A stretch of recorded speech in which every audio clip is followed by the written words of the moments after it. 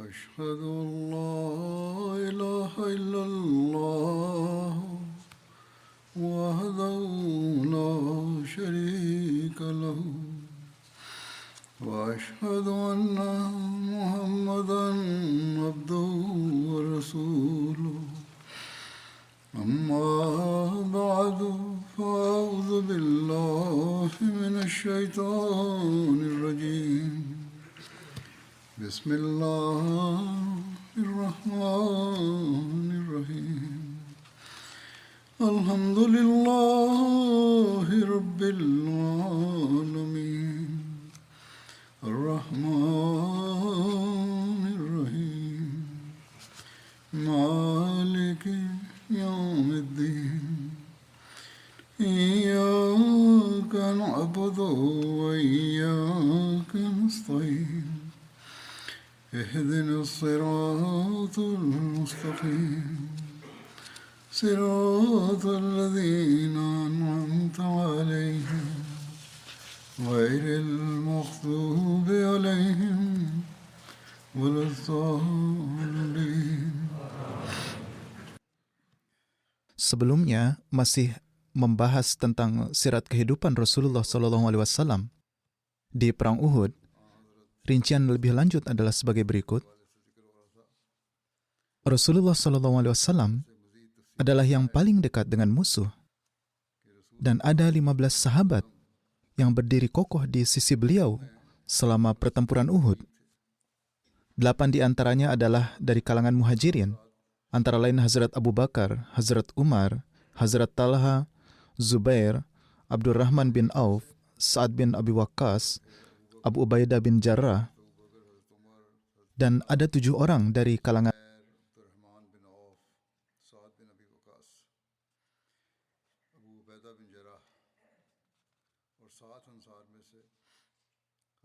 Sa'ad bin Mu'az. Ada juga yang berpendapat bahwa yang dimaksud adalah Sa'ad bin Ubadah.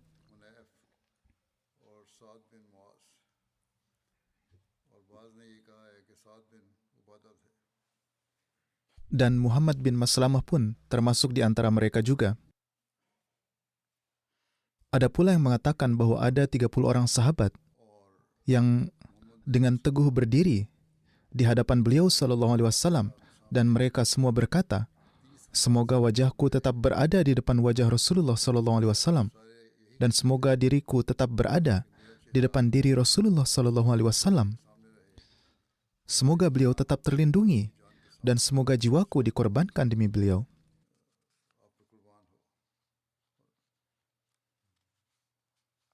Dalam salah satu riwayat, tercatat bahwa ada 11 orang sahabat yang tetap bersama Rasulullah SAW, dan Talha bin Ubaidullah tidak termasuk. Dalam riwayat lain, tercatat bahwa ketika kaum musyrik telah mengepung Nabi Muhammad SAW, beliau berada di tengah-tengah 7 sahabat Ansari dan 1 sahabat dari suku Quraisy. Dalam riwayat lain tercatat bahwa Nabi SAW tinggal bersama dengan 9 orang sahabat lainnya, 7 dari kaum Ansor, 2 dari kaum Quraisy, dan Nabi SAW adalah yang ke-10.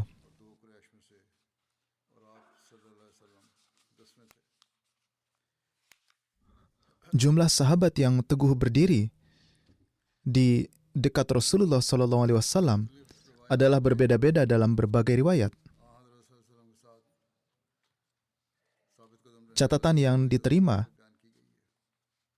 dari Departemen Research Cell mengatakan bahwa terdapat 30 pendamping. Salah satu penjelasannya mungkin karena jumlah sahabat terus berubah pada saat itu. Ada orang yang melihat 15 maka menyebutkan 15. Lalu yang lainnya menyatakan jumlah sesuai pengamatan mereka. Para sahabat pasti terus-menerus datang menemui Rasulullah SAW dan pergi, yang mungkin menyebabkan perbedaan jumlah. Namun demikian, hal ini nampaknya benar karena telah disebutkan dalam rincian yang telah dikemukakan pada khutbah-khutbah sebelumnya bahwa para sahabat mengitari Rasulullah SAW. Namun serangan musuh mematahkan lingkaran tersebut dan akibatnya mereka berpencar dan kemudian berkumpul kembali. Bagaimanapun, kenyataannya para sahabat terus menunjukkan ketabahan mereka dan tidak ada satupun dari mereka yang takut sedikit pun. Disebutkan juga bahwa pada hari perang Uhud, Rasulullah SAW mengambil sumpah dari para sahabat untuk mengorbankan nyawa mereka. Ketika umat Islam tampaknya menderita kekalahan, mereka tetap teguh dan mulai melindungi Rasulullah SAW dengan jiwa mereka, sehingga beberapa dari mereka mati syahid. Pada hari itu, 8 orang mengikrarkan sumpah di tangan Rasulullah SAW yang suci untuk siap mengorbankan nyawa mereka. Nama-nama sahabat yang beruntung yang mengambil sumpah tersebut adalah sebagai berikut: Hazrat Abu Bakar radhiyallahu ta'ala an, Hazrat Umar radhiyallahu ta'ala anhu, Hazrat Ali radhiyallahu ta'ala anhu, Hazrat Talha radhiyallahu ta'ala anhu, Hazrat Zubair radhiyallahu ta'ala anhu, Hazrat Sa'ad radhiyallahu ta'ala anhu, Hazrat Sahal bin Hunayf radhiyallahu ta'ala anhu, Hazrat Abu Dujanah radhiyallahu ta'ala anhu, Hazrat Haris bin Simmah radhiyallahu ta'ala anhu, Hazrat Khubab bin Munzir radhiyallahu ta'ala anhu, Hazrat Asim bin Sabit radhiyallahu ta'ala anhu, dan tidak ada satupun dari sahabat ini yang syahid. Tertulis dalam buku karya Allama Zamakhsyari, Khasais Asyra, bahwa pada hari pertempuran Uhud, Hazrat Zubair dengan teguh berada di samping Rasulullah SAW, dan pada saat itu ia bersumpah kepada Rasulullah SAW hingga akhir hayatnya. Artinya beliau berjanji akan memberikan nyawanya untuk melindungi beliau SAW dan tidak akan meninggalkan Rasulullah SAW. Mengenai ketabahan dan ketakwaan para sahabat, Hazrat Mirza Bashir Ahmad Saib radhiyallahu an menulis dalam bukunya Sirat Khataman Nabiyyin bahwa keteguhan yang diperlihatkan oleh para sahabat yang berkumpul di sekitar Rasulullah SAW adalah sedemikian rupa sehingga sejarah tidak dapat menyajikan hal serupa. Orang-orang ini mengelilingi Nabi Muhammad SAW seperti serangga di sekitar api dan terus-menerus mempertaruhkan nyawa mereka demi Rasulullah SAW. Para sahabat menghadapi segala serangan yang dilancarkan terhadap diri mereka sendiri dan bersamaan dengan itu melindungi Rasulullah SAW, juga terus-menerus melancarkan serangan terhadap musuh. Beliau lebih lanjut menulis, tetapi berapa lama umat yang sedikit ini dapat bertahan dari banjir besar ini yang melanda dari segala arah dengan gelombangnya yang mengerikan. Kaum muslim bergerak dari sisi ke sisi dengan setiap gelombang serangan yang dilancarkan musuh. Namun segera setelah kekuatan mereka agak mereda, kaum muslim yang tidak berdaya ini terus berperang dan mendekat pada junjungan tercinta mereka. Kadang-kadang kekuatan serangannya begitu berbahaya sehingga Rasulullah SAW hanya berdiri sendirian. Ada suatu peristiwa ketika hanya 12 orang yang tersisa berdiri di sekitar Rasulullah SAW, dan bahkan ada suatu saat ketika hanya 2 orang yang ada di dekat Rasulullah SAW. Di antaranya adalah Hazrat Abu Bakar, Hazrat Ali, Talha, Zubair, Sa'ad bin Abi Waqqas, Abu Dujana Ansari, Sa'ad bin Mu'az, dan Talha Ansari yang tercatat secara khusus. Dari rujukan ini, jumlah sahabat di sekitar Rasulullah SAW yang telah dikutip dalam berbagai referensi dapat ditentukan. Seperti yang sudah saya sampaikan, karena serangan-serangan itu, jumlah mereka kadang lebih sedikit dan kadang lebih banyak pendampingnya. Hazrat Masih Maud alaihissalatu wassalam menjelaskan ketika menjawab tuduhan yang dilontarkan oleh umat Kristen terhadap Rasulullah SAW ketika mereka menuduh beliau SAW mengizinkan berbohong atau mengatakan sesuatu yang keliru. Hazrat Masih Maud alaihissalatu wassalam bersabda, contoh luhur dari ajaran junjungan kita yang mulia Rasulullah SAW ditegakkan di sini.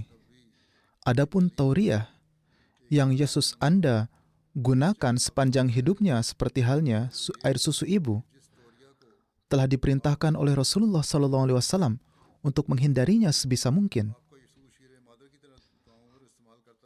Terjemahan harfiah dari Tauriyah adalah lidah mengucapkan satu hal, namun hati mengartikan lainnya. Artinya mengatakan sesuatu yang mempunyai dua makna. Dalam menjelaskan hal ini, Hazrat Masih Maud alaihissalatu wassalam menjelaskan lebih lanjut tentang kata Tauriyah. Saya telah menyatakan makna harfiahnya.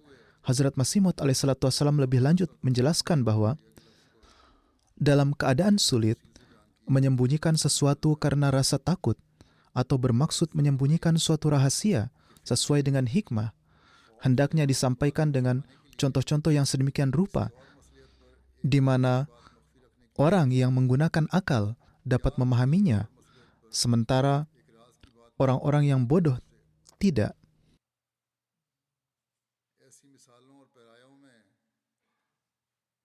Maksudnya, bijak dalam berkata-kata agar tidak berbohong, namun walaupun maknanya bermacam-macam, orang berakal memahami fakta sebenarnya, dan orang yang tidak menggunakan akal tidak memahaminya.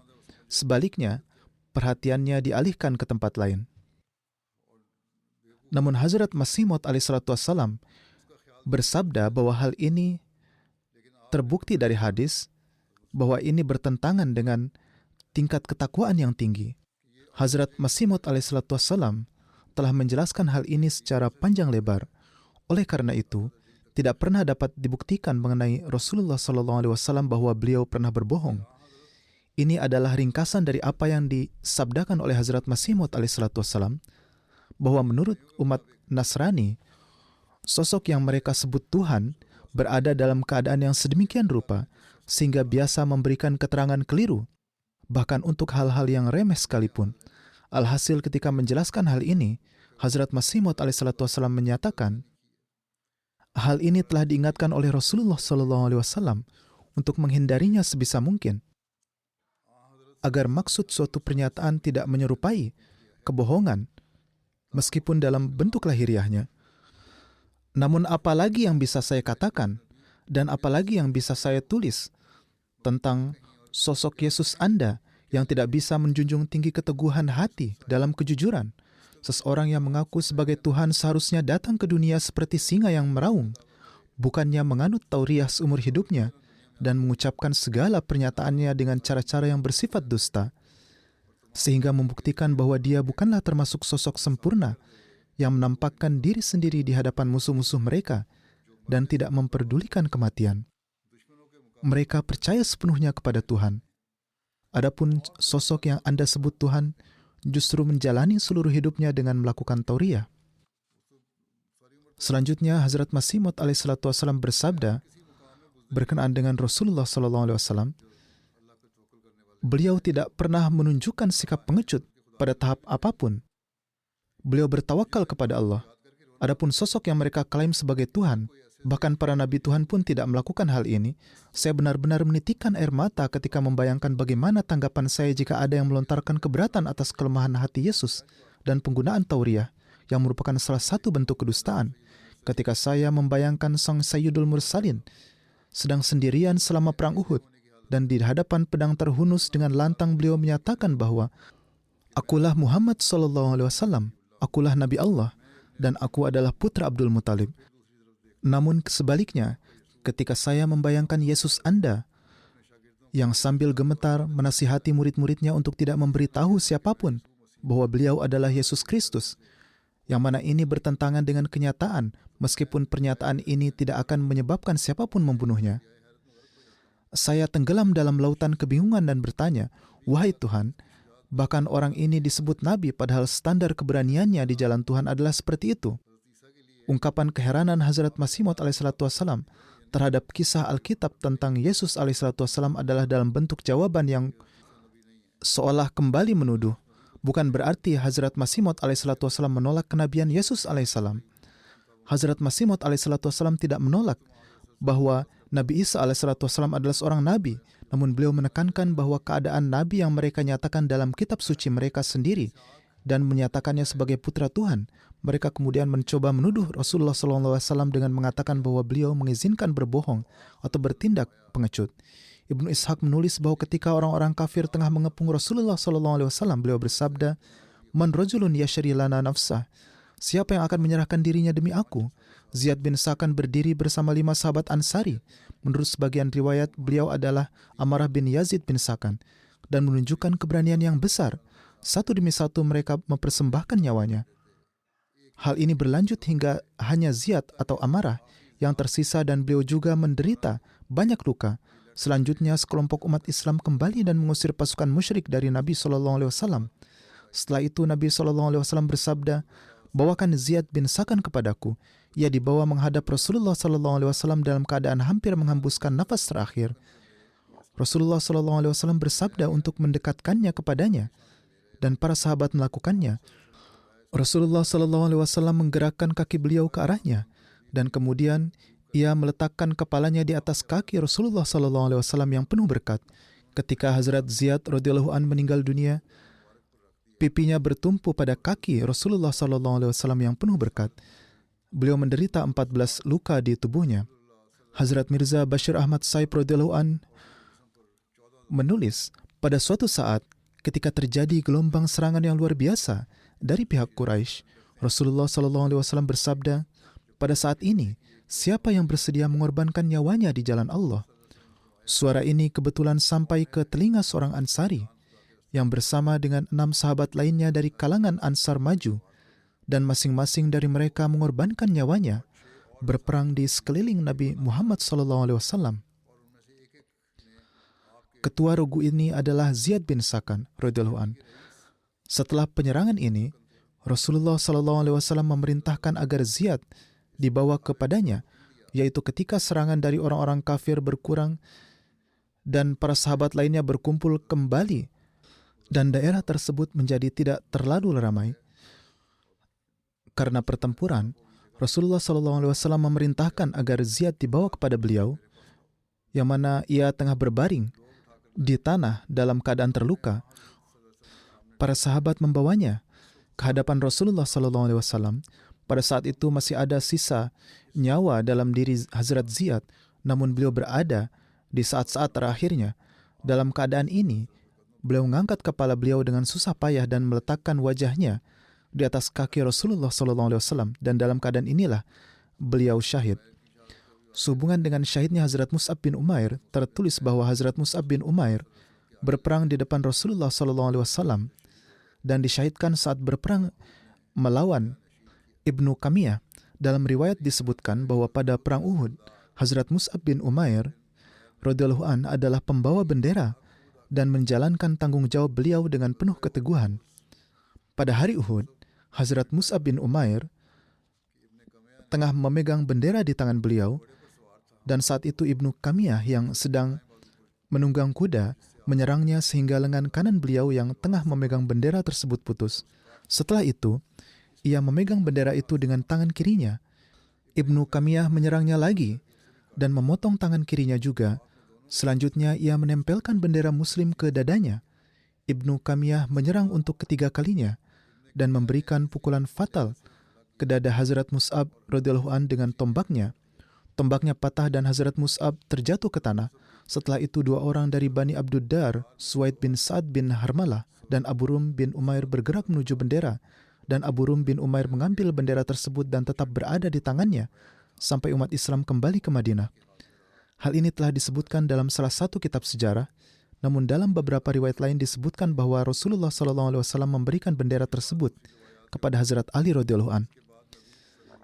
Dalam menyebutkan kejadian ini, Hazrat Mirza Bashir Ahmad radhiyallahu an menulis, tentara Quraisy telah mengepung mereka dari 4 sisi dan terus menghancurkan kaum muslim dari waktu ke waktu melalui serangan yang berulang-ulang. Namun bahkan setelah semua ini, umat Islam mungkin segera bangkit kembali setelahnya. Namun yang membuat sulit adalah ketika seorang pejuang yang sangat berani dari kalangan Quraisy bernama Abdullah bin Kamiyah menyerang Mus'ab bin Umair, sang pembawa bendera kaum muslim, dan memotong tangan kanannya dengan hantaman pedangnya. Hazrat Mus'ab segera menggenggam bendera itu dengan tangan lain beliau dan maju menghadang Ibnu Kamiyah. Namun pada serangannya yang kedua, tangan beliau itu pun putus. Setelah itu Hazrat Mus'ab menyatukan kedua lengan yang terpenggal untuk menjaga agar bendera Islam tidak jatuh dan mendekapkannya ke dada beliau sehingga Ibnu Kamiyah pun menyerang kembali untuk ketiga kali, dan kali ini Hazrat Mus'ab pun disyahidkan dan jatuh. Seorang muslim lalu segera maju mengambil kembali bendera itu. Karena tubuh dan penampilan Hazrat Mus'ab yang mirip dengan Rasulullah SAW, Ibnu Kamiyah mengira bahwa ia telah membunuh Rasulullah SAW, atau mungkin juga rencana ini hanya didasari oleh keinginan jahat dan untuk menipu saja. Maka dari itu ketika Hazrat Mus'ab syahid, Ibnu Kamiyah berseru bahwa ia telah membunuh Muhammad SAW. Mendengar berita ini, kaum muslim kehilangan harapan yang tersisa dan kekuatan mereka tercerai-berai. Banyak sahabat yang lari dari medan perang dengan perasaan cemas. Seperti telah saya sebutkan, kelalaian sesaat kaum muslim lantas mengubah kemenangan pasukan muslim menjadi kekalahan. Namun dalam sejarah peperangan, Rasulullah SAW dianggap sebagai panglima terbesar dan ahli dalam membuat perintah yang bijaksana dan segera. Beliau terus memperhatikan keadaan yang selalu berubah dalam pertempuran. Beliau mampu melindungi pasukan beliau yang telah tersebar dan lemah itu di hadapan suatu pasukan yang jumlahnya 4 kali lipat. Dan beliau berhasil mengatasi musuh menjalankan niat jahat mereka untuk menghabisi sepenuhnya pasukan muslim. Setelah kesyahidan Hazrat Mus'ab bin Umair, Rasulullah SAW memberikan bendera pasukan muslim kepada Hazrat Ali radhiyallahu an. Beliau mengambil bendera dan berdiri melawan musuh disertai keinginan kuat untuk menang. Pedang beliau terus menyerang satu demi satu, dan ini menjadikan semangat pasukan muslim kembali terjaga. Hazrat Ali berkumpul dengan sejumlah kecil prajurit muslim di sekitar Rasulullah SAW dan bertempur sengit hingga mereka menemukan jalan keluar dari kepungan kaum musyrik. Oleh karena itu, di bawah kepemimpinan Rasulullah SAW, kelompok kecil ini menemukan jalan keluar dan bergerak ke arah pasukan muslim yang tercerai-berai dan telah kehilangan tekad setelah mendengar berita bahwa Rasulullah SAW telah syahid. Akhirnya pasukan musyrik Mekah melancarkan serangan terus-menerus terhadap tentara muslim supaya pergerakan mereka tidak berhasil. Siasat Rasulullah SAW untuk bergerak keluar pun berhasil sehingga segelintir orang ini mampu berdiri bahu-membahu dalam bentuk setengah melingkar dan sambil menghancurkan semua serangan musuh. Mereka secara perlahan dan tanpa disadari telah mencapai jalur lembah. Musuh berusaha sekuat tenaga untuk mengepung mereka, namun beliau SAW mampu meredam serangan mereka dan membuat jalan ke depan. Ada pula riwayat tentang peristiwa turunnya rasa kantuk dan keadaan tertidur yang dialami para sahabat ketika mereka berperang di Perang Uhud. yakni Allah Ta'ala telah mendatangkan keadaan yang membuat mereka terkantuk. Rinciannya adalah sebagai berikut. Hazrat Zubair bin Awam meriwayatkan, ketika keadaan Perang Uhud berbalik, saya tanpa disadari mendapati diri saya di dekat Rasulullah SAW. Ketika sebelumnya kami dilanda rasa lesu dan takut, rasa kantuk pun turun kepada kami. Keadaannya sedemikian rupa sehingga seolah-olah kami sedang tertidur. Saat itu tidak ada seorang pun dari kami yang dagunya tidak berada di dada. Artinya kepala mereka tertunduk karena kondisi tertidur. Beliau melanjutkan, demi Allah, bagiku seolah-olah aku mendengar suara Mu'attib bin Qushair Ansari dalam mimpi yang berkata, jika kami mempunyai wewenang untuk memutuskan, kami tidak akan mati di sini dengan cara seperti ini. Mu'attib bin Qushair Ansari adalah seorang sahabat yang ikut Baiat Aqabah, Perang Badar dan Perang Uhud. Saya teringat kata-kata beliau saat melihatnya dalam mimpi. Saat keadaan seperti itu, Allah Ta'ala menurunkan ayat, ثُمَّ أَنزَلَ عَلَيْكُمْ مِنْ بَعْدِ الْغَمِّ أَمَنَةً نُعَاسًا يَغْشَى طَائِفَةٌ مِنْكُمْ وَطَائِفَةٌ قَدْ أَهَمَّتْهُمْ أَنْفُسُهُمْ يَظُنُّونَ بِاللَّهِ غَيْرِ الْحَقِّ ظَنَّ الْجَاهِلِيَّةِ يَقُولُونَ هَلْ لَنَا مِنَ الْأَمْرِ مِنْ شَيْءٍ Kul innal amra kullahu lillah. Yakni Kemudian sesudah kesedihan itu, Dia menurunkan ketenangan atasmu, yaitu rasa kantuk yang membuat sebagian dari kamu tertidur, sedang sebagian yang lain gelisah terhadap dirinya sendiri. Mereka menganggap buruk Allah seperti pemikiran jahiliyah mereka dahulu. Mereka berkata, apakah ada bagi kami bagian dalam memberi keputusan? Katakanlah, sesungguhnya semua putusan adalah milik Allah. Hazrat Ka'ab bin Amr Ansari menerangkan, pada suatu waktu di hari Perang Uhud, saya termasuk di antara 14 sahabat yang ada di sisi Rasulullah SAW. Saat itu kami mengalami rasa kantuk yang memberikan ketentraman kepada kami, yakni rasa kantuk yang menenangkan.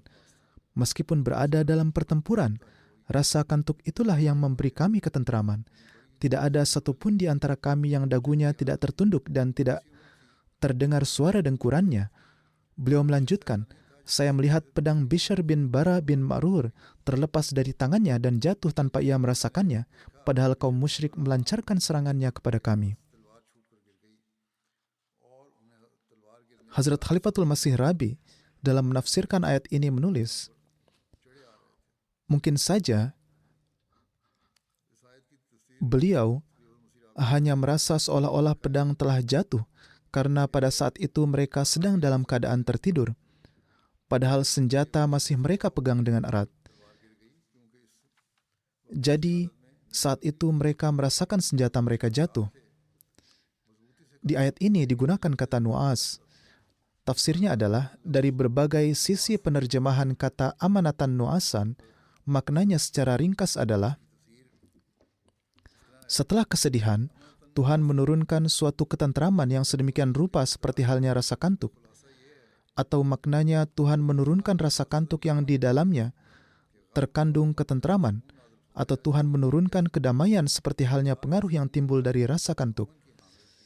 Arti dari amanatan nu'asan juga merupakan keadaan sementara di mana seseorang diliputi rasa tertidur dan sejenak kepala tertunduk. Namun kata nu'as yang digunakan di sini tidaklah mengacu pada jenis tertidur lelap, melainkan suatu keadaan antara terjaga dan tertidur. Sebelum tertidur, seseorang memasuki tahap peralihan tidur di mana seluruh tubuhnya merasa tenang, dan jika keadaan tenang ini terus berlanjut, maka ia akan mengarah pada keadaan tidur. Jika keadaan seperti ini terus berlangsung, ia tidak akan jatuh karena ia akan tersadar sebelum jatuh dan ia akan segera mengetahui keadaan mereka saat itu. Namun jika mereka memasuki keadaan tidur, maka mereka tidak memiliki kendali atas tubuhnya. Meskipun demikian, ada kemungkinan bahwa ini bermakna Bishr bin Bara radhiyallahu an telah tertidur lelap meskipun dalam keadaan perang dan ia merasakan keadaan tentram. Dan dalam keadaan seperti itu seseorang juga dapat terjatuh. Jadi jika ini pun dianggap benar terjadi, yaitu tidur, maka genggaman tangannya akan mengendur dan pedangnya akan jatuh. Namun ini adalah keadaan yang membuat seseorang segera menyadari bahwa mereka akan memasuki keadaan tidur nyenyak dan orang tersebut tiba-tiba tersentak dan terbangun.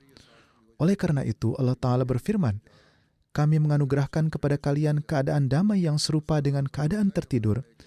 Akan tetapi ini tidaklah sedalam keadaan tidur, di mana seseorang tidak dapat mengendalikan tubuhnya. Jadi keadaan itu memberikan mereka perasaan damai, tetapi tidak membuat mereka tidak sadar sama sekali. Demikian pula dalam hadis Bukhari, Hazrat Abu Talha meriwayatkan, tepat di tengah-tengah perang Uhud, kami diliputi rasa kantuk. Ini adalah rasa kantuk seperti yang telah disebutkan sebelumnya.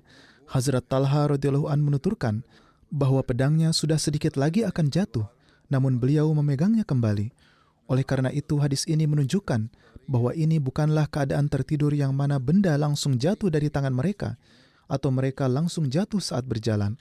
Itu adalah keadaan penuh ketentraman, namun mereka masih memiliki kendali atas tubuh mereka. Saat itu senjata mereka sedikit lagi akan jatuh, tetapi mereka segera menggenggamnya lagi. Keadaan tertidur ini tidak muncul begitu saja secara tiba-tiba, namun ini adalah suatu keadaan yang mereka alami yang terjadi hingga waktu yang cukup lama. Ada riwayat dalam Tirmizi Abu Tafsir dari Hazrat Abu Talha yang menuturkan, pada hari Uhud, saya menengadahkan wajah saya dan melihat bahwa setiap orang sedang tertidur dan berlindung di balik perisai mereka. Karena terus terjaga atau kelelahan yang luar biasa, keadaan para sahabat saat itu sangatlah menyedihkan. lalu disusul dengan keadaan ini. Dalam keadaan ini Allah Ta'ala menurunkan kepada mereka keadaan nyaman dan tentram. Lebih lanjut, beliau meriwayatkan bahwa hal ini tidak hanya terjadi pada satu orang saja, bahkan semua sahabat yang ikut berperang bersama Hazrat Aqdas Rasulullah SAW melawan musuh, mereka tiba-tiba dilanda keadaan ini seolah-olah keadaan ini diturunkan dari langit dan meliputi semuanya. Pada saat itu, mereka sangat membutuhkan keadaan damai dan kesempatan untuk menyegarkan kembali diri mereka, padahal itu bukanlah waktunya untuk tidur. Dalam keadaan di mana seseorang sangat lelah, mereka dapat mengalami keadaan seperti itu.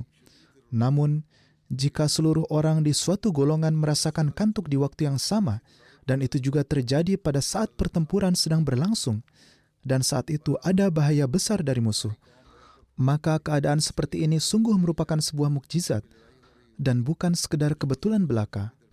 Hal ini dapat terjadi pada seseorang, namun kejadian ini bukanlah suatu kebetulan, melainkan suatu mukjizat, dan ini adalah suatu keadaan damai yang khusus yang diturunkan kepada mereka pada saat itu oleh Allah Ta'ala.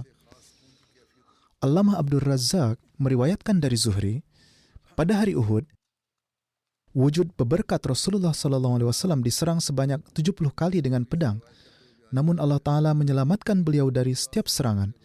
Ibnu Hajar Asqalani menyatakan bahwa ada kemungkinan bahwa Zuhri secara harfiah mengartikannya sebagai 70 serangan atau untuk menunjukkan jumlah yang lebih besar dari ini. Hazrat Aqdas Masih Maud alaihissalam bersabda, orang-orang yang dianggap paling berani di pertempuran adalah mereka yang berdiri di samping Rasulullah SAW. Karena beliau SAW akan berdiri di tempat yang paling berbahaya. Subhanallah, Maha Suci Allah, betapa tinggi kemuliaan beliau. Ambillah contoh perang Uhud, di mana terjadi serangan pedang yang tiada henti dan peperangan yang begitu sengit hingga para sahabat tidak dapat menahannya. Namun sosok beliau yang gagah berani ini tetap berjuang dengan keteguhan. Tidaklah para sahabat melakukan kesalahan, karena Allah Ta'ala telah mengampuni mereka. Dan sebenarnya hikmah di baliknya adalah agar supaya tampak terang benderang contoh keberanian Rasulullah SAW. Hazrat Masih Maud alaihissalam bersabda, pada suatu saat terjadi serangan pedang dari segala arah, namun beliau secara lantang mengumumkan kenabian beliau dengan bersabda, "Aku adalah Muhammad, utusan Allah." Diriwayatkan bahwa wajah Nabi SAW menderita 70 luka, namun lukanya tidaklah dalam. Ini adalah sifat yang agung beliau SAW. Abu Amir meriwayatkan tentang peristiwa Rasulullah SAW yang terjatuh di dalam lubang. Riwayatnya adalah sebagai berikut. Abu Amir fasik menggali sejumlah lubang di medan perang Uhud, agar kaum muslim jatuh ke dalamnya tanpa mereka sadari, sehingga terus mengalami kerugian.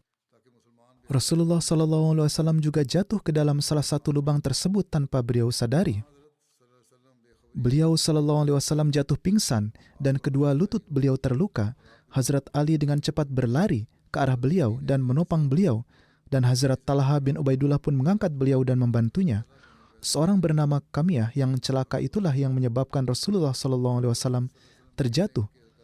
Saat ia menyerang Rasulullah SAW dan menebas beliau dengan pedangnya, pedang itu mengarah leher beliau SAW. Meskipun pedang itu sendiri tidak melukai beliau, namun pukulannya yang kuat menyebabkan leher beliau yang berberkat itu tersentak ke belakang, sehingga beliau mengalami sakit sedemikian rupa di leher beliau setelah itu hingga sebulan atau lebih. Pada saat yang sama, ia mulai melemparkan batu ke arah Rasulullah SAW dan salah satunya menghantam sisi wajah beliau. Utbah bin Abi Waqqas, saudara Sa'ad bin Abi Waqqas, juga melemparkan batu ke arah Nabi SAW dan mengenai mulut beliau, sehingga mematahkan keempat gigi bagian bawah beliau, atau gigi di antara gigi depan dan gigi taring. Begitu pula bibir bagian bawah beliau juga tersobek.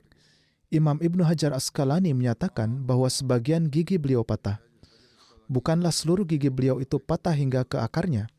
Ketika Sa'ad bin Abi Waqqas, saudara laki-laki Utbah, mengetahui bahwa saudaranya lah yang menyerang Rasulullah SAW, beliau lalu memasuki barisan pasukan musuh untuk mencarinya dengan niat balas dendam. Beliau sendiri berkata, mungkin tidak ada hal lain yang kuinginkan di dunia ini selain membunuhnya. Namun Utbah mengelak dan kabur. Saat kembali sekali lagi mencarinya, tetapi setiap kali ia berhasil menghindarinya, ketika beliau hendak pergi untuk ketiga kalinya, Rasulullah SAW berkata kepada Hazrat Sa'ad, "Wahai hamba Allah, apakah engkau berniat menyerahkan nyawamu?" Hazrat Sa'ad mengatakan bahwa dengan cara ini Nabi SAW menghentikannya sehingga ia tidak pergi, yaitu Rasulullah SAW memanjatkan doa berikut untuk Utbah bin Abi Waqqas, "Allahumma la yahulu alaihil haula hatta yamuta kafiran." Ya Allah, jangan biarkan 1 tahun berlalu baginya hingga ia meninggal dalam keadaan kafir. Allah Ta'ala mengabulkan doa beliau SAW, sehingga pada hari itu juga Hazrat Hatib bin Abi Balta membunuhnya. Hazrat Hatib bersabda, "Ketika saya melihat kelancangan yang keji dari Utbah bin Abi Waqqas, saya segera bertanya kepada Rasulullah SAW di mana Utbah berada. Beliau SAW menunjukkan kepadaku arah kemana dia telah pergi. Aku pun segera mengejarnya hingga akhirnya menemukannya. Aku dengan cepat menebasnya dengan pedangku sehingga lehernya terpotong dan kepalanya jatuh ke tempat yang jauh. Aku mengambil pedang dan kudanya dan membawanya kepada Rasulullah SAW. Mendengar berita ini, Rasulullah SAW bersabda 2 kali, "Radhiyallahu anka, radhiyallahu anka." Allah telah ridha kepadamu, Allah telah ridha kepadamu. Dalam serangan ini, helm perang yang dikenakan oleh Rasulullah SAW juga pecah. Dan karena serangan musuh yang terus-menerus, Rasulullah SAW menderita luka di wajah dan kulit beliau. Salah satu orang yang menyerang wajah suci Rasulullah SAW adalah Abdullah bin Sahab Zuhri yang kemudian masuk Islam. Rincian mengenai hal ini masih akan berlanjut dan akan disampaikan di masa mendatang insyaAllah. Saat ini saya ingin menyebutkan beberapa anggota yang telah wafat. Yang pertama disebutkan adalah Mukarram Abu Hilmi Muhammad Ukasha Sahib dari Palestina. Tuan Syarif Odeh menulis tentang beliau beberapa hari yang lalu. Saudara Ahmadi kami di Gaza, Tuan Muhammad Ukasha, telah disyahidkan secara keji. Jenazahnya ditemukan agak jauh dari rumahnya. Inna lillahi wa inna ilaihi raji'un. Almarhum adalah seorang Ahmadi yang sangat mukhlis. Beliau berusia 75 tahun. Beliau pindah dari desanya ke kota Jabalia di Gaza dan tinggal di kampung pengungsi. Beliau memiliki 7 putra, 5 putri, dan 35 cucu. Salah satu cucunya mengatakan bahwa mereka tidak dapat menghubunginya selama beberapa minggu. Pada masa gencatan senjata sementara, ia pergi mencarinya tetapi tidak menemukannya di rumahnya. Jenazahnya ditemukan 100 meter dari rumahnya di antara jenazah-jenazah lainnya. Beliau disyahidkan dengan cara ditembak di kepala. Seorang Ahmadi di Gaza bernama Tuan Yasir Shahin mengatakan, 10 tahun yang lalu almarhum memasang parabola dan meminta saya membantunya menemukan saluran MTA. Saat itu saya belajar tentang Ahmadiyah melalui beliau. Beberapa waktu kemudian, beliau memberi saya rincian lebih lanjut tentang jemaat dan mengirimi saya beberapa buku. Kemudian untuk jangka waktu tertentu kami terus berdebat. Saya kemudian sholat istikharah. Setelah itu saya dan istri saya mengikrarkan baiat. Tuan Muhammad Ukasha sangat senang dengan baiat saya. Setelah itu hubungan kami menjadi lebih kuat. Beliau menyampaikan kepada saya tafsir ayat-ayat Al-Quran selama berjam-jam. Beliau membacakan kutipan dari tafsir Kabir untuk saya dan menjelaskan berbagai permasalahan seperti nasih mansuh dan lainnya kepada saya. Cara bicara beliau sangat menyenangkan. Beliau telah cukup lama menulis sebuah buku dan beliau biasa menelepon saya untuk memperdengarkan bukunya guna menyempurnakannya dan mengemukakan berbagai hal untuk didiskusikan. Beliau berniat untuk memperluas rumahnya agar memiliki perpustakaan yang di dalamnya beliau dapat menyimpan fotokopi buku-buku jemaat. Namun keluarganya bersikap aniaya kepadanya karena beliau adalah seorang Ahmadi sehingga beliau tidak dapat memenuhi keinginannya tersebut. Melalui beliaulah saya mengenal jemaat di Gaza. Kami semua biasa mengunjungi beliau di ruang tamunya. Di tahun-tahun terakhirnya karena kesehatan yang buruk, beliau sering berada di rumahnya karena sulit untuk bergerak. Ahmadi lain dari Gaza menuturkan, almarhum bertubuh tinggi dan berjanggut putih. Pengaruh dari kesalehan dan ketakwaannya dapat langsung dirasakan oleh siapapun yang diajak bicara oleh beliau. Beliau selalu sibuk berzikir ilahi dan membaca buku-buku jemaat. Keinginan besar beliau adalah supaya jemaat memiliki masjid di dekat rumah beliau. Selama perang pada tahun 2014, beliau menulis sebuah artikel yang mengatakan bahwa telah dekat masanya ketika kuburan akan dibombardir dan batu-batu nisannya akan berserakan. Persis seperti inilah yang terjadi. Meski diterpa kesulitan, beliau selalu menemui setiap orang dengan senyuman. Beliau sangat dermawan, cerdas dan mampu membaca apa yang dipikirkan orang lain dengan cepat. Tuan Dr. Yusuf berkata, Saudara Hilmi sangat mukhlis dan merupakan seorang Ahmadi sejati. Bahkan sebelum beliau menjadi seorang Ahmadi, pemikiran dan perilakunya sudah seperti seorang Ahmadi. Oleh karena itu, begitu beliau mengetahui tentang jemaat, beliau langsung baiat. Setelah baiat, beliau berbicara kepada para ulama dan penduduk setempat lainnya berkenaan dengan Ahmadiyah, sehingga beliau menghadapi banyak penentangan dan kesulitan dari keluarganya. Pada hari-hari terakhir, beliau berjalan dengan tongkat dan menjadi orang pertama yang datang untuk sholat Jumat atau pertemuan lainnya, meskipun beliau mengalami kesulitan dan bahaya yang besar di sepanjang jalan karena adanya penentangan. Beliau pun membayar canda sebelum orang lain melakukannya, padahal beliau dalam kondisi yang sulit. Beliau mendambakan agar jemaat dan ajaran-ajarannya dapat disebarkan ke seluruh dunia, karena dalam hal inilah terletak jalan keluar bagi semua permasalahan umat manusia. Beliau berkeinginan untuk memberikan rumahnya dan sebagian tanahnya kepada jemaat, agar masjid dan pusat jemaat dapat dibangun di sana. Namun hal ini dihalangi oleh keluarganya yang menentangnya. Semoga Allah Ta'ala meninggikan derajat beliau dan menjadikan anak keturunan beliau sebagai orang-orang yang mewarisi doa beliau. Semoga anak-anak dan kerabat beliau dapat memahami Ahmadiyah, Islam yang sejati, dan kemudian menjadi saksi perdamaian dan keamanan. Semoga Allah Ta'ala menciptakan perdamaian di wilayah mereka, menghentikan tangan para penindas dan melenyapkan mereka.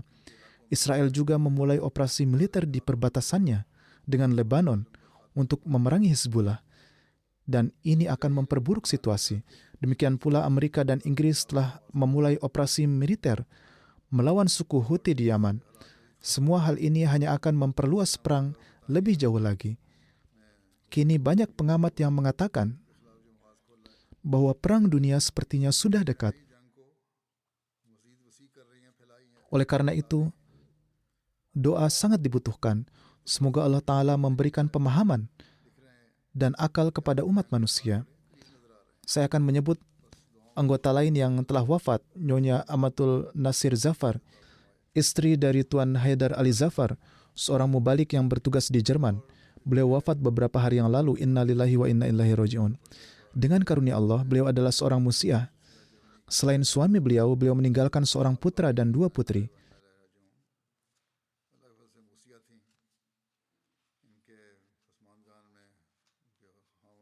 Kakek dari pihak ibu, yaitu Chaudhry Aminullah Sahib radhiyallahu an, adalah sahabat Hazrat Masih Maud alaihi salatu wassalam.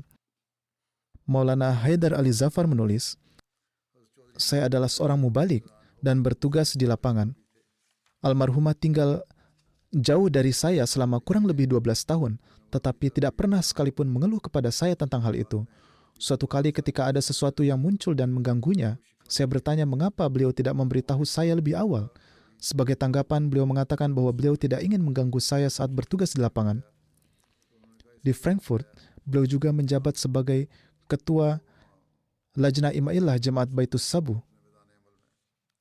Pada kesempatan tahun Jubili Khilafat, beliau berkhidmat sebagai Ketua Lajnah Ima'illah Frankfurt. Beliau sangat teratur dalam sholat dan puasa. Beliau rajin tahajud dan dawam membaca Al-Quran. Beliau sangat dermawan dan penuh perhatian serta biasa membayar canda tepat pada waktunya. Semoga Allah Ta'ala memberikan rahmat dan ampunannya kepada beliau. Jenazah selanjutnya adalah Nyonya Nasim Akhtar, istri dari Tuan Habibullah Khalon dari Gatyalia. Beliau wafat beberapa hari yang lalu. Inna lillahi wa inna ilaihi raji'un. Dengan karunia Allah Ta'ala, beliau adalah seorang musiah dan membayar semua perhitungan wasiatnya sebelum kewafatannya. Beliau telah melunasi hissa jaidat beliau ketika masih hidup. Selain suaminya, beliau meninggalkan 6 putra dan 2 putrinya. Salah satu putrinya meninggal semasa hidup beliau. Beliau membesarkan anak-anaknya dengan penuh cinta dan memberi mereka pendidikan. 4 putra beliau adalah wakaf zindagi. Salah satu putranya adalah Tuan Nawid Adil, tengah berkhidmat sebagai missionary in charge di Liberia. Karena bertugas di lapangan, beliau tidak bisa menghadiri pemakaman ibundanya. Beliau menulis, Ahmadiyah masuk ke dalam keluarga beliau melalui ayah beliau, Tuan Maula Bakhsh, yang baiat pada masa Khalifah kedua. Beliau memiliki pengetahuan agama yang baik. Kadang-kadang orang yang bertemu dengan beliau bertanya tentang pendidikan formal beliau, namun pendidikan beliau tidaklah tinggi. Beliau sering mengatakan bahwa ketertarikan beliau terhadap ilmu agama berasal dari ayahnya, karena ayahnya selalu mendengarkan daras dan sebagainya di masjid dan selalu mengulanginya di rumah. Oleh karena itu, orang tua dapat memberikan pengaruh yang besar jika mereka melakukan diskusi seperti ini di rumah. Kecintaan beliau pada jemaat dan khilafat tak terhingga. Beliau tidak kenal takut dan memiliki semangat mengkhidmati agama yang tinggi. Beliau tidak tahan mendengar apapun yang menentang jemaat dan Hazrat Masih Maud alaihissalam. Beliau sangat rutin melaksanakan sholat dan juga sholat tahajud. Beliau rutin melakukan itikaf kecuali pada beberapa tahun terakhir hidupnya. Beliau menghatamkan Al-Quran 3-4 kali selama bulan Ramadan. Beliau akan selalu berzikir ilahi dan membaca solawat. Suatu kali beliau secara tidak sengaja terjatuh dan kakinya patah. Saat itu saya, putranya yaitu Adil Sahib yang menulis ini, dan saudara laki-laki saya sedang bersamanya. Tepat ketika tiba waktunya kami pulang, beliau terjatuh dan kakinya patah. Beliau menyuruh saya untuk tetap pulang dan melaksanakan tugas saya, lalu menelepon menantu laki-lakinya dari kampung tetangga dan pergi ke rumah sakit bersamanya. Beliau menyampaikan kepada saya, yaitu putranya, adalah tugasmu untuk segera pergi dan berkhidmat pada agama. Tuan Nawid Adil menuturkan, 7 tahun kemudian saya mengunjungi beliau saat sedang cuti dan beliau menasihati saya bahwa hidup dan mati ada di tangan Allah. Tidak ada yang tahu kapan waktunya akan tiba. Jika waktu seperti itu terjadi, jangan datang dan meninggalkan tempat tugasmu. Lebih baik tetap di sana. Oleh karena itu, beliau tetap berada di pusat jemaat di sana dan tidak dapat menghadiri pemakaman ibunya. Jenazah selanjutnya adalah Nyonya Mubarakah Begum, istri dari Tuan Rashid Ahmad Zamir dari Bashirabad. Beliau wafat beberapa hari yang lalu. Innalillahi wa inna ilaihi raji'un. Ahmadiyah masuk ke dalam keluarga beliau melalui ayahnya, Tuan Bahawul Haq, yang baiat pada tahun 1948 di tangan Hazrat Khalifatul Masih Sani radhiyallahu an. Beliau memiliki banyak sifat istimewa. Beliau rutin melaksanakan sholat 5 waktu dan tahajud. Beliau adalah seorang wanita salehah dan berakhlak baik dan tanpa pamrih dalam mengkhidmati jemaat. Beliau mendapatkan taufik berkhidmat dalam berbagai jabatan dalam jemaat. Beliau juga menjabat sebagai ketua lajnah. Beliau melewati hampir seluruh hidupnya untuk mengkhidmati jemaat. Beliau mengajarkan Al-Quran kepada ratusan anak laki-laki dan perempuan. Beliau sangat menjaga pardah dan menanamkan kebiasaan ini pada diri anak-anak perempuan. Beliau aktif ikut ambil bagian dalam pengkhidmatan kemanusiaan. Beliau memenuhi kebutuhan orang miskin dan janda. Beliau membantu banyak gadis miskin dan yatim piatu untuk menikah. Beliau mengajarkan menjahit kepada banyak gadis. Setiap hari Jumat, beliau pergi ke masjid 2 jam sebelum sholat Jumat dan sendirian membersihkan area lajnah. Setelah itu, beliau melaksanakan sholat sunnah. Beliau sangat amanah dan dapat dipercaya. Karena sikap amanah beliau ini, banyak wanita yang mempercayakan perhiasan dan uang mereka kepada beliau sebagai amanat. Beliau tidak pernah bertengkar dengan siapapun, juga tidak pernah bersikap tidak sopan. Beliau memiliki akhlak yang sangat luhur. Dengan karunia Allah Ta'ala, beliau adalah seorang musiah. Ketika beliau mengikuti gerakan Al-Wasiat, beliau juga mendaftarkan putri-putrinya. Demikian juga beliau mendorong perempuan lain di desanya untuk mengikuti gerakan Al-Wasiat. Selain suaminya, beliau meninggalkan seorang putra dan 5 putri. Beliau adalah ibu mertua dari Tuan Usman Ahmad, seorang mubalik yang bertugas di Rakim Press di Sierra Leone, dan Tuan Saadat Ahmad, mubalik yang bertugas di Burkina Faso. Kedua putrinya yang menikah dengan para mubalik ini tidak dapat mendampinginya pada saat-saat terakhirnya. Mereka tetap di tempat tugas mereka. Putri beliau, Nyonya Asifa menulis, saya mendapatkan taufik untuk berkhidmat bersama suami saya, Usman Ahmad Sahib di Sierra Leone.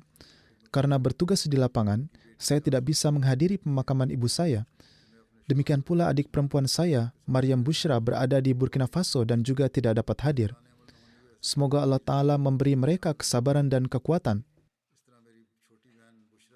Dan semoga Allah Ta'ala memberikan rahmat dan pengampunan kepada almarhumah. Semoga Allah Ta'ala mengabulkan doa-doa almarhumah untuk anak-anaknya.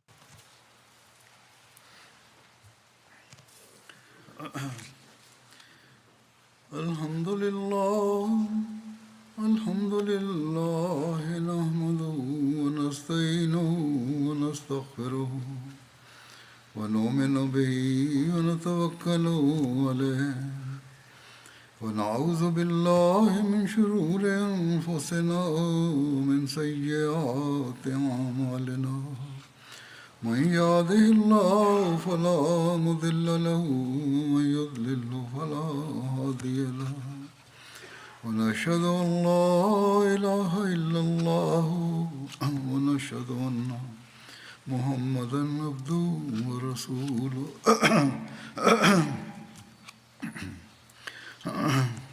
عباد الله رحمكم الله إن الله يأمر بالعدل والإحسان وإيتاء ذي القربى وينهى عن الفحشاء والمنكر والبغي يعظكم لعلكم تذكرون اذكروا الله يذكركم وادعوه يستجب لكم ولذكر الله أكبر